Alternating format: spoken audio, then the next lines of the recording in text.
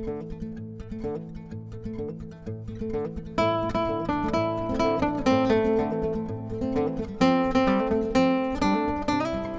howdy, y'all. Well, it's always nice to have visitors down to our cattle drive here on the Frio. A little bit late though, so y'all better go on down to the chuck wagon, eat, and then come back, and we'll have a big roaring fire going. And you can join us for one of O. Henry's Wild West stories, the Caballeros Way. William Sidney Porter was the author who used the pen name O. Henry.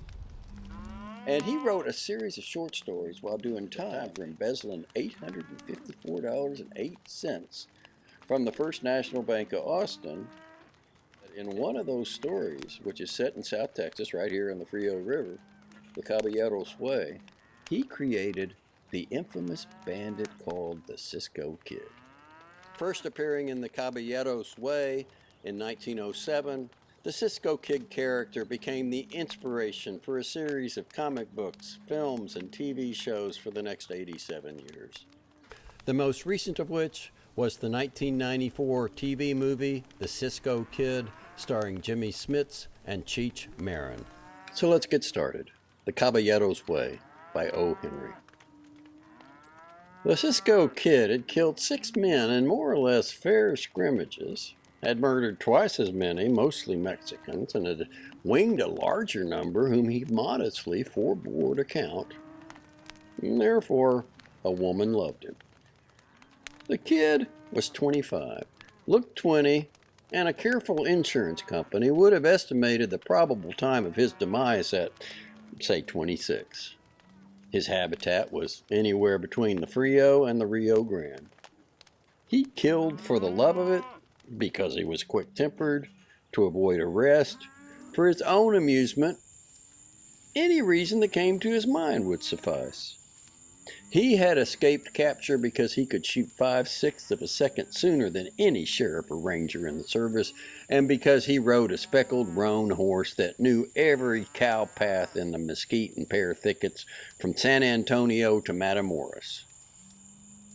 Tonia Perez, the girl who loved the Cisco Kid, was half Carmen, half Madonna, and the rest.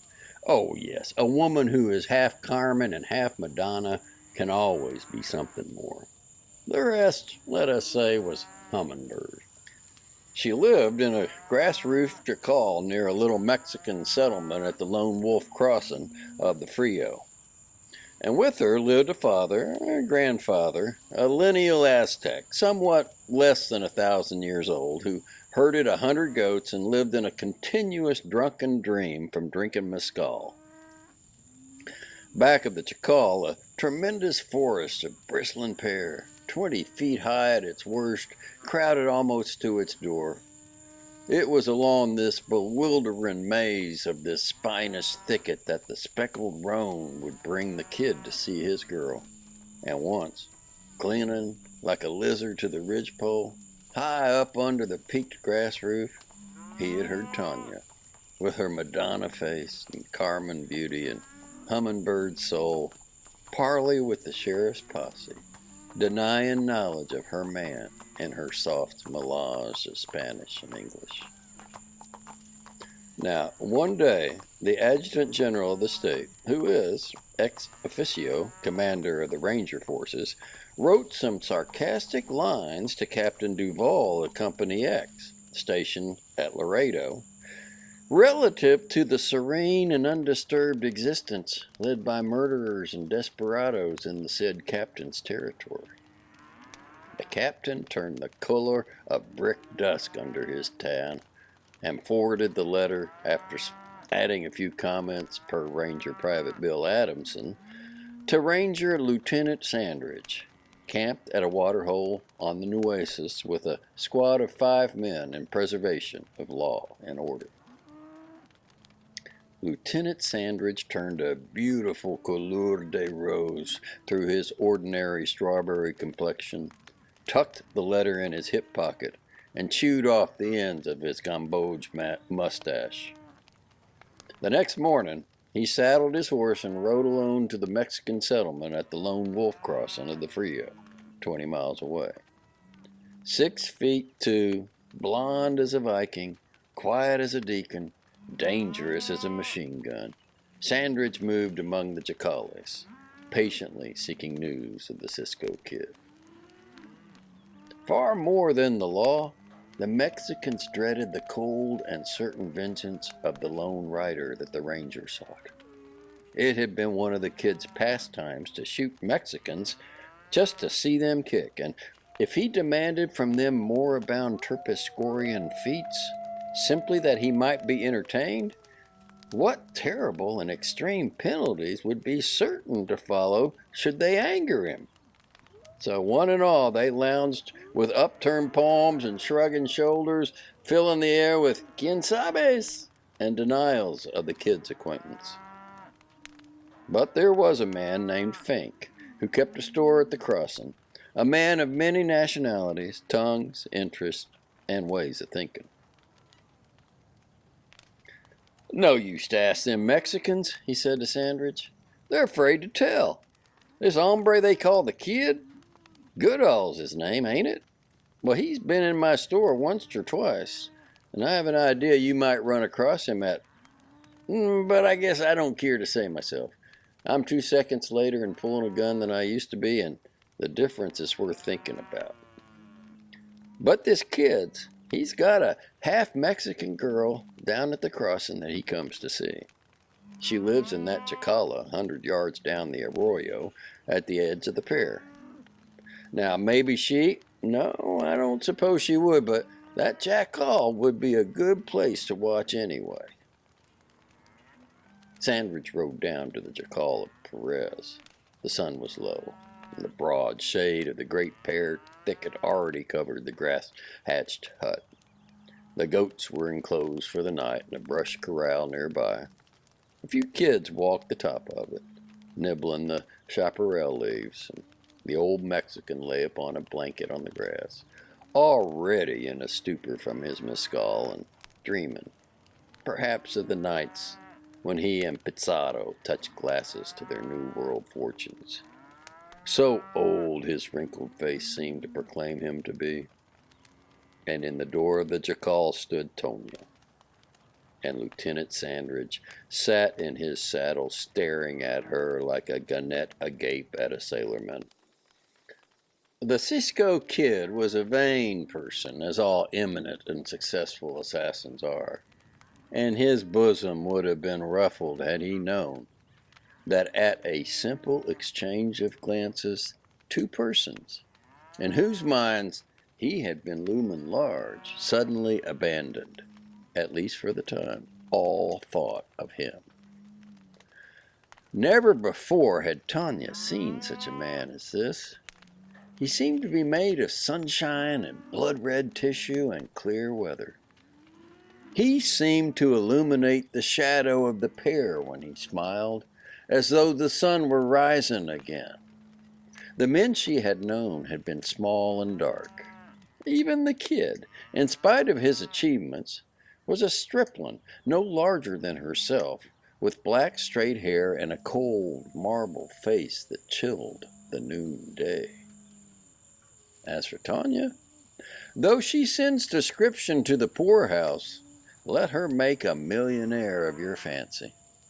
Her blue-black hair, smoothly divided in the middle and bound close to her head, her large eyes full of the Latin melancholy, gave her the Madonna touch.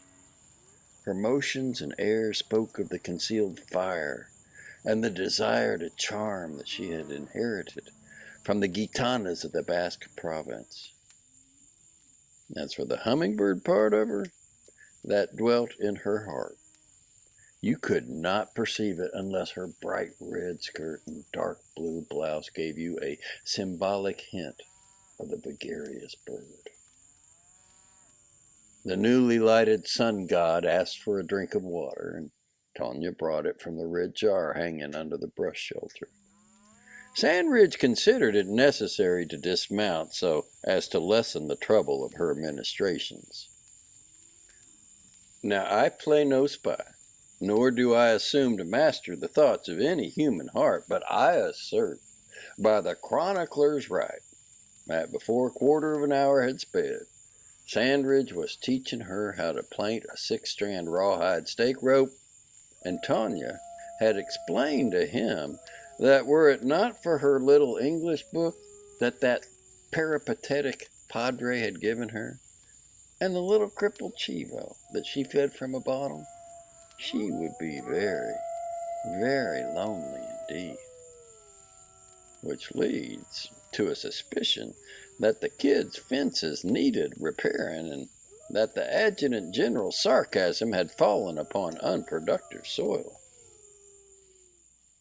Now, in his camp by the water hole, Lieutenant Sandridge announced and reiterated his intention of either causing the Cisco Kid to nibble the black loam of the Frio country prairies, or of hauling him before a judge and jury. That sounded businesslike. Twice a week he rode over to the Lone Wolf Crossing of the Frio and directed Tanya's slim, slightly lemon-tinted fingers among the intricacies of the slowly growing lariata. A 6-strand plait is hard to learn and easy to teach. The ranger knew that he might find the kid there at any visit. He kept his armament ready and had a frequent eye for the pear thicket at the rear of the jacal. Thus he might bring down the kite and the hummingbird with one stone. While the sunny-haired ornithologist was pursuing his studies, the Cisco Kid was also attending to his professional duties. He moodily shot up a saloon in a small cow village out on Quintana Creek, killed the town marshal, plugging him neatly in the center of his tin badge, and then rode away, morose and unsatisfied. No true artist is uplifted by shooting an aged man carrying an old-style .38 bulldog.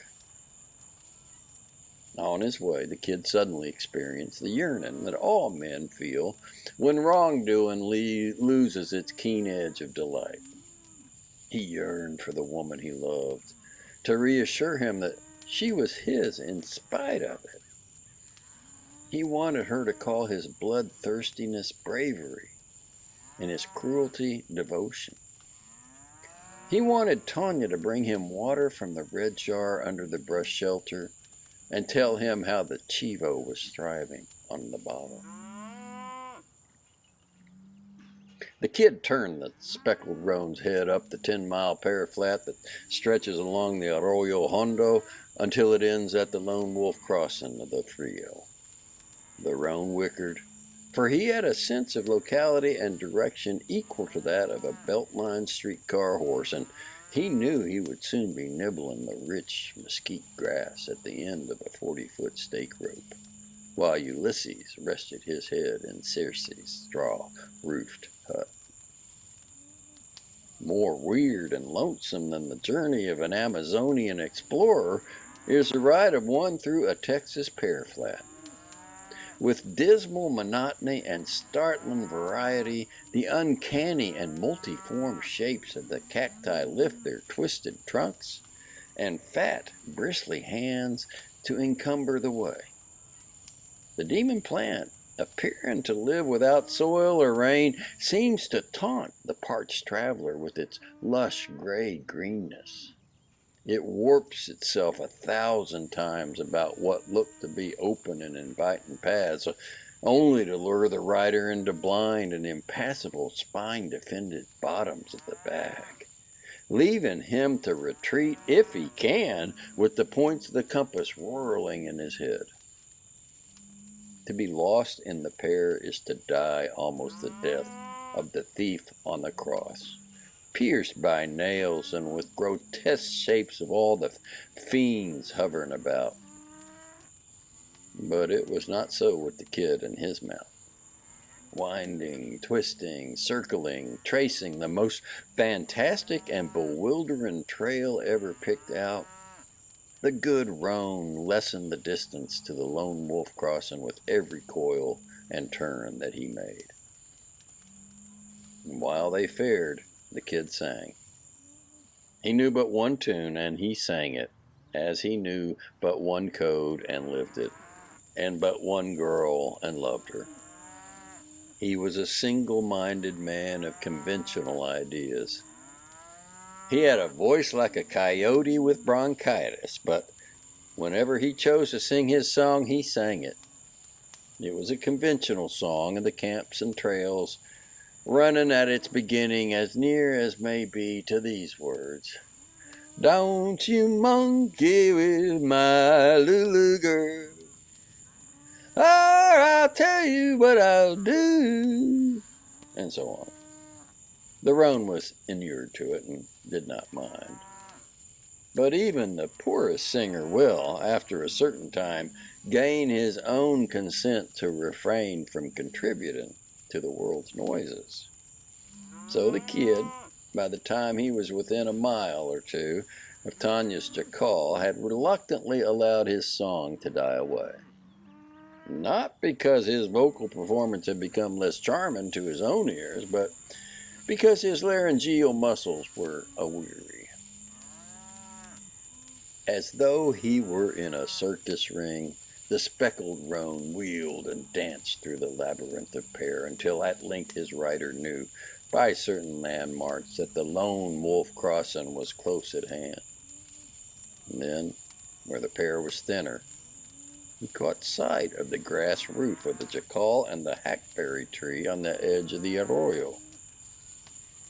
A few yards farther, the kid stopped the roan and gazed intently through the prickly openings. Then he dismounted, dropped the roan's reins, and proceeded on foot, stooping and silent, like an Indian.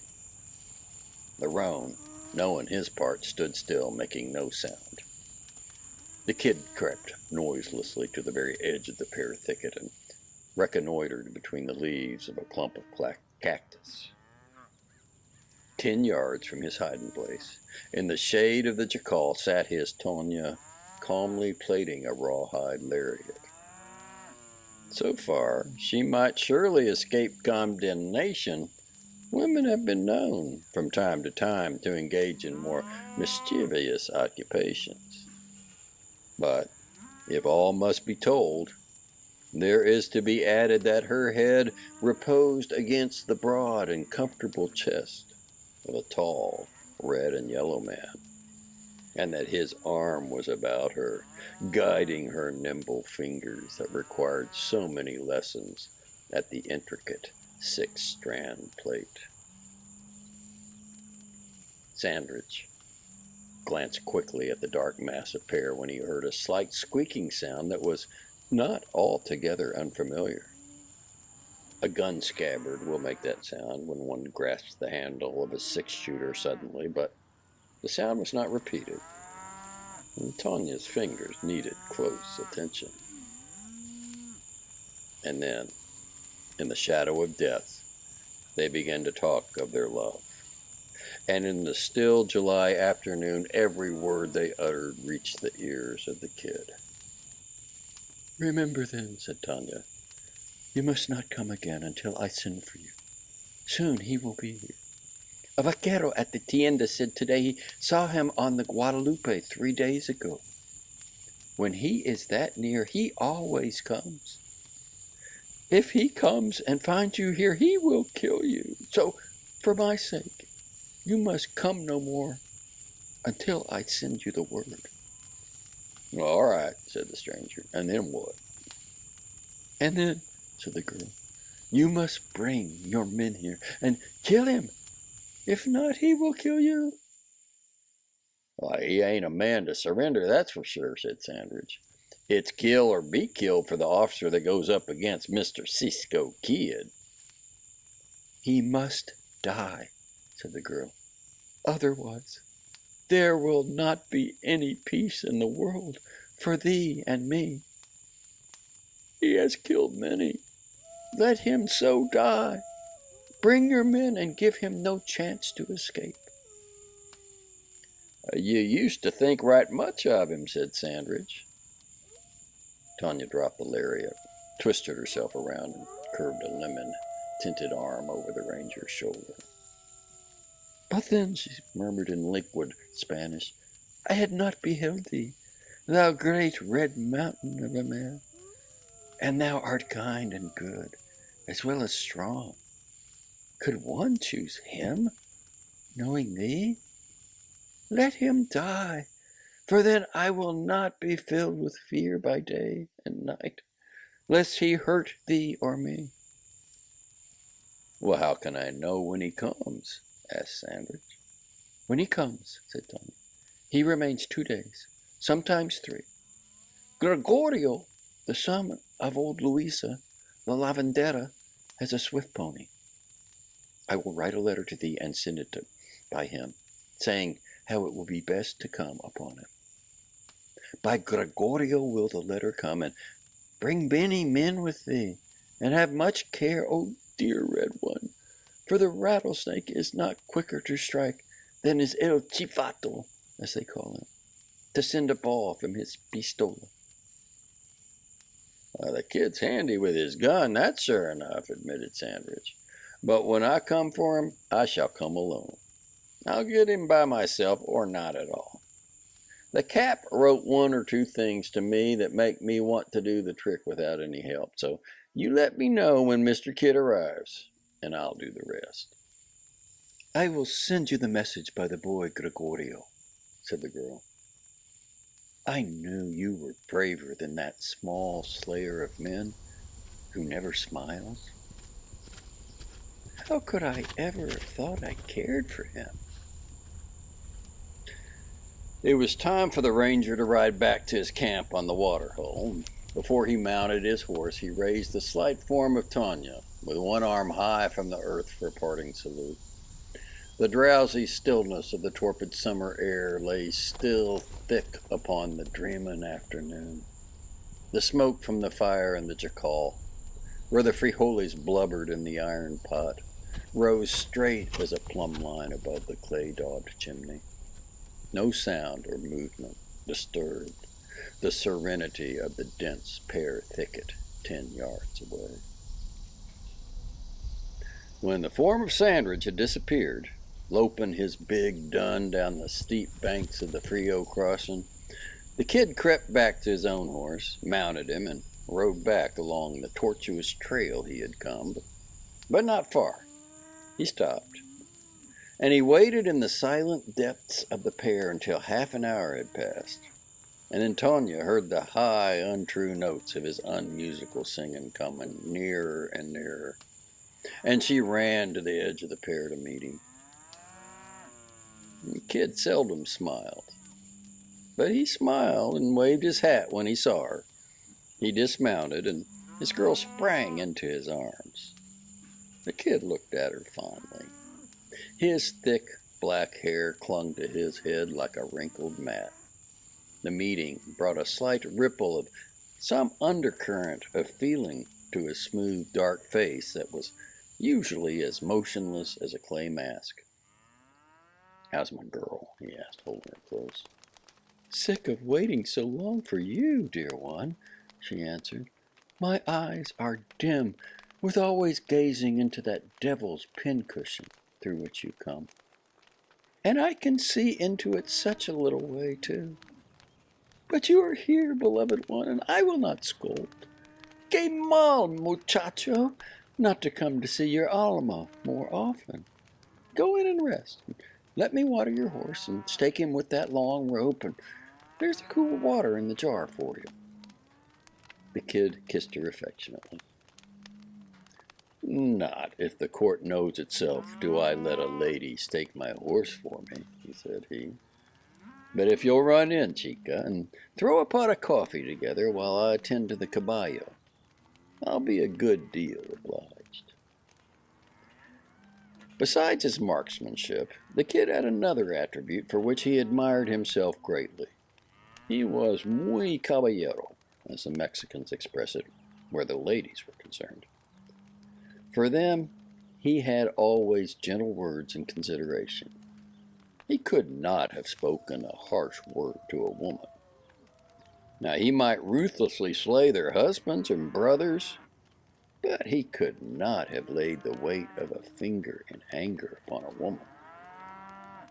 Wherefore, many of that interesting division of humanity who had come under the spell of his politeness declared their disbelief in the stories circulated about Mr. Kidd. One shouldn't believe everything one heard, they said. When confronted by their indignant menfolk with proof of the Caballeros' deeds of infamy, they said maybe he had been driven to it, and he knew how to treat a lady anyhow. Considering this extremely courteous idiosyncrasy of the Kid and the pride he took in it, one can perceive that the solution of the problem that was presented to him by what he saw and heard from his hiding place in the pear that afternoon, at least as to one of the actors, must have been obscured by difficulties. And yet one could not think of the Kid overlooking little matters like that kind. At the end of the short twilight, they gathered around a supper of frijoles, goat steaks, canned peaches, and coffee by the light of a lantern in the jacal. And afterward, the ancestor, his flock corralled, smoked a cigarette, and became a mummy in a gray blanket. Tonya washed the few dishes while the Kid dried them with the flour sacking towel. Her eyes shone. She chatted volubly of the inconsequent happenings of her small world since the Kid's last visit. It was as all his other homecomings had been. Then, outside, Tonya swung in a grass hammock with her guitar and sang sad canciones de amor. "Do you love me just the same, old girl?" asked the Kid, hunting for his cigarette papers.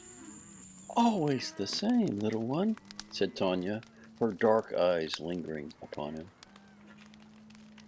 "I must go over to Fink's," said the Kid, rising, "for some tobacco. I thought I had another sack in my coat, but I'll be back in a quarter of an hour." "Hasten," said Tonya, "and tell me, how long shall I call you my own this time? Will you be gone again tomorrow, leaving me to grieve, or will you be longer with your Tonya?" I might stay 2 or 3 days this trip," said the Kid, yawning. "I've been on the dodge for a month, and I'd like to rest up." He was gone half an hour for his tobacco, and when he returned, Tonya was still lying in the hammock. "It's funny," said the Kid, "how I feel. I feel like there was somebody lying behind every bush and tree, just waiting to shoot me. I never had molly grubs like them before. Maybe it's one of them presumptions. I've got half a notion to light out in the morning before day. The Guadalupe country is burning up about that old Dutchman I plugged down there." "You're not afraid? No one could make my brave little one fear." "Well, I haven't been usually regarded as a jackrabbit when it comes to scrapping, but I don't want a posse smoking me out when I'm in your jacal. Somebody might get hurt that oughtn't to. Remain with your Tonya. No one will find you here." The Kid looked keenly into the shadows up and down the arroyo and toward the dim lights of the Mexican village. "I'll see how it looks later on," was his decision. At midnight, a horseman rode into the ranger's camp, blazing his way by noisy hellos to indicate a Pacific mission. Sandridge and 1 or 2 others turned out to investigate the row. The rider announced himself to be Domingo Sales from the Lone Wolf Crossing. He bore a letter for Senor Sandridge. Old Luisa, the lavandera, had persuaded him to bring it, he said, her son Gregorio being too ill of a fever to ride. Sandridge lighted the camp lantern and read the letter. These were its words. "Dear one, he has come. Hardly had you ridden away when he came out of the pear. When he first talked, he said he would stay 3 days or more. Then, as it grew later, he was like a wolf or a fox and walked about without rest, looking and listening. Soon, he said he must leave before daylight when it is dark and stillest. And then he seemed to suspect that I might not be true to him. He looked at me so strange that I am frightened. I swear to him that I love him, his own Tonya. Last of all, he said, I must prove to him I am true. He thinks that even now men are waiting to kill him as he rides from my house. To escape, he says, he will dress in my clothes, my red skirt and the blue waist I wear, and the brown mantilla over the head, and thus ride away. But before that, he says that I must put on his clothes, his pantalones and camisa and hat, and ride away on his horse from the jacal as far as the big road beyond the crossing and back again. This before he goes, so he can tell if I am true and if men are hidden to shoot him. It is a terrible thing. An hour before daybreak, this is to be. Come, my dear woman, kill this man and take me for your Tonya. Do not try to take a hold of him alive, but kill him quickly. Knowing all, you should do that. You must come long before the time and hide yourself in the little shed near the jacal where the wagon and saddles are kept. It is dark in there. He will wear my red skirt and blue waist and brown mantilla. I send you 100 kisses. Come surely and shoot quickly and straight. Thine own, Tonya. Sandridge quickly explained to his men the official part of the missive. The Rangers protested against his going alone. I'll get him easy enough, said the lieutenant. The girl's got him trapped and don't even think he'll get the drop on me. Sandridge saddled his horse and rode to the Lone Wolf crossing. He tied his big gun in a clump of brush on the arroyo, took his Winchester from its scabbard, and carefully approached the Perez jacal. There was only the half of a high moon drifted over by ragged, milk-white Gulf clouds. The wagon shed was an excellent place for an ambush, and the ranger got inside it safely. In the black shadow of the brush shelter in front of the jacal, he could see a horse tied and hear him impatiently pawing the hard-trodden earth. He waited almost an hour before two figures came out of the jacal. One, in man's clothes, quickly mounted the horse and galloped past the wagon shed toward the crossing and village. And then the other, in skirt, waist, and mantilla over its head, stepped out into the faint moonlight, gazing after the rider. Sandridge thought he would take his chance then before Tonya rode back. He fancied she might not care to see it. Throw up your hands, he ordered loudly, stepping out of the wagon shed with his Winchester at his shoulder. There was a quick turn of the figure, but no movement to obey. So the ranger pumped in the bullets. 1, 2, 3, and then twice more, for you never could be too sure of bringing down the Cisco Kid. There was no danger of missing at 10 paces, even in that half moonlight. The old ancestor, asleep on his blanket, was awakened by the shots. Listening further, he heard a great cry from some man in mortal distress or anguish, and rose up grumbling at the disturbing ways of moderns. The tall, red ghost of a man burst into the jacal, reaching one hand, shaking like a tool reed, for the lantern hanging on its nail. The other spread a letter on the table. Look at this letter, Perez, cried the man. Who wrote it? Ah, Dios! It is Senor Sandridge, mumbled the old man, approaching. Pues, senor, that letter was written by El Chivato, as he is called, by the man of Tonya. They say he is a bad man. I do not know. While Tonya slept, he wrote the letter and sent it by this old hand of mine to Domingo Sales to be brought to you. Is there anything wrong in the letter?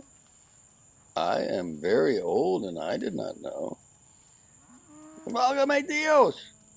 It is a very foolish world, and There is nothing in the house to drink, nothing to drink.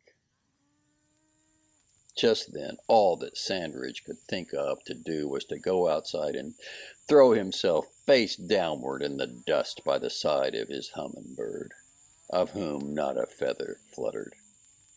He was not a caballero by instinct, and he could not understand the niceties of revenge.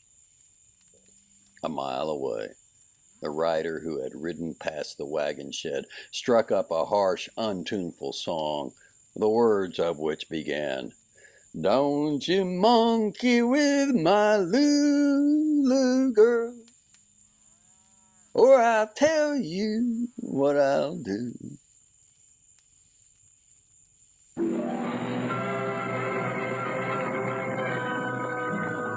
Here's adventure.